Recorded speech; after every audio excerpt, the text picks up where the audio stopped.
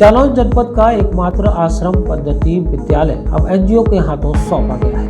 जनपद जालौन के कदौरा क्षेत्र के बबीना में स्थित आश्रम पद्धति विद्यालय पहले समाज कल्याण विभाग द्वारा संचालित किया जाता था, लेकिन अब इसकी कमान 2 एनजीओ को सौंप दी गई। आखिर इसकी वजह क्या रही, देखिए खास रिपोर्ट देवेश कुमार स्वर्णकार के साथ। नमस्कार, सुप्रभात। मैं हूँ आपका अपना देवेश।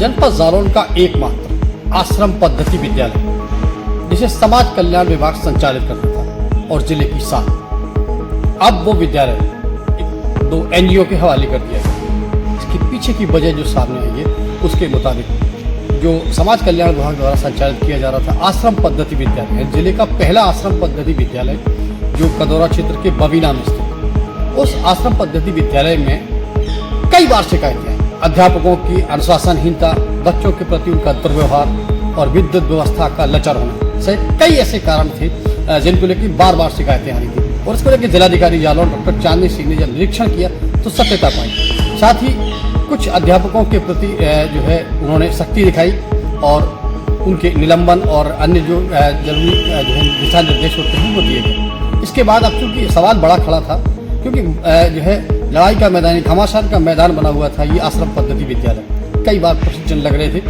लिहाजा जिलाधिकारी महोदया ने एनजीओ से संपर्क किया और जिले की 2 एनजीओ पारस इंडिया और आईएस करके कोचिंग, आईएस कोचिंग करके विजन, आईएस विजन एक कोचिंग है, उससे संपर्क किया। उनके जो नुमाइंदे थे उनसे संपर्क किया और दोनों ने मिलकर इस आश्रम पद्धति विद्यालय को चलाने का बीड़ा उठाया। यानी कि अब जिले का एकमात्र आश्रम पद्धति विद्यालय एनजीओ के माध्यम से चलेगा। बच्चों को सुदृढ़ शिक्षा व्यवस्था और अन्य सारी सुविधाएं, मूलभूत सुविधाएं जो मिलनी चाहिए थी, अब वो एनजीओ के माध्यम से मिलेंगी। हालांकि इस पर नियंत्रण जिला प्रशासन का होगा। जिलाधिकारी के दिशा निर्देशन में इस पूरे कार्यक्रम का क्रियान्वयन किया जाएगा। तो अब जनपद जालौन का एकमात्र विद्यालय यानी कि जो आश्रम पद्धति विद्यालय है वो अब एनजीओ की सहायता से यानी कि पीपीपी मॉडल में इसको चलाएगा। कुछ हफ्ते पहले जब हमने इसका निरीक्षण किया था तो यहाँ स्थितियाँ अच्छी नहीं पाई गई थी। यहाँ पे बच्चे अंधेरे में बैठे हुए पाए गए थे। उनसे फीडबैक लिया था तो क्लासेस ठीक से नहीं हो रही थी और कुछ ऐसे टीचर्स थे जिनकी बहुत शिकायत मिल रही थी कि कुछ वो गुंडागर्दी करते हैं और गाली गलौज की भी शिकायतें थी और दुर्व्यवहार कुल मिला के काफ़ी था। और जो वातावरण पढ़ाई के लिए होना चाहिए वो बिल्कुल नहीं मिल रहा था।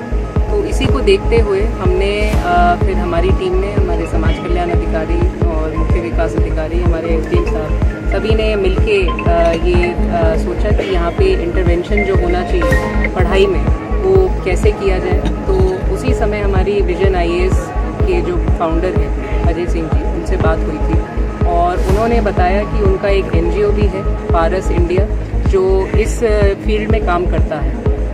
कुछ ऐसे बच्चे इस तबके के जिनको शिक्षा नहीं मिल पाती है गुणवत्तापूर्वक, उनको प्रदान करने के लिए एनजीओ सक्रिय रहता है इस क्षेत्र में। तो उनसे हमने मदद मांगी और उनकी तरफ से यहाँ पे 3 ऐसे शिक्षक प्रदान किए जा रहे हैं वर्तमान में। और जो गैप है उसको आइडेंटिफाई करके, बच्चों को इवैल्यूएट करके, असेसमेंट करके जो भी और सुविधा होगी उसके लिए वो एक कार्य योजना तैयार कर रहे हैं।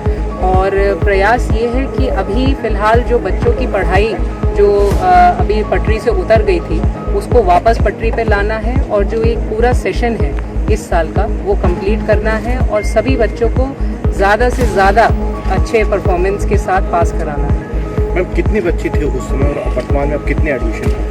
बच्चे तो क्योंकि सेशन शुरू हो गया था तो 215 थे और अभी भी वही संख्या है। और हमारा जो टारगेट है इन सारे 215 बच्चों को उत्तीर्ण करना है परीक्षाओं में और आगे करियर के लिए इनकी प्लानिंग करनी है, इनके उज्जवल भविष्य के लिए योजना तैयार। जो शिक्षक लापरवाही कर रहे थे, कितने शिक्षकों पर कार्रवाई की? इसमें 3 शिक्षक थे जो आइडेंटिफाई किए गए थे, उसमें से 2 की सेवा समाप्त कर दी गई है और शासन को उनके बारे में लिख के भेजा गया है। एक पर अभी आख्या मांगी गई है और उस पर भी जब आख्या प्राप्त हो जाएगी तो कार्रवाई होगी।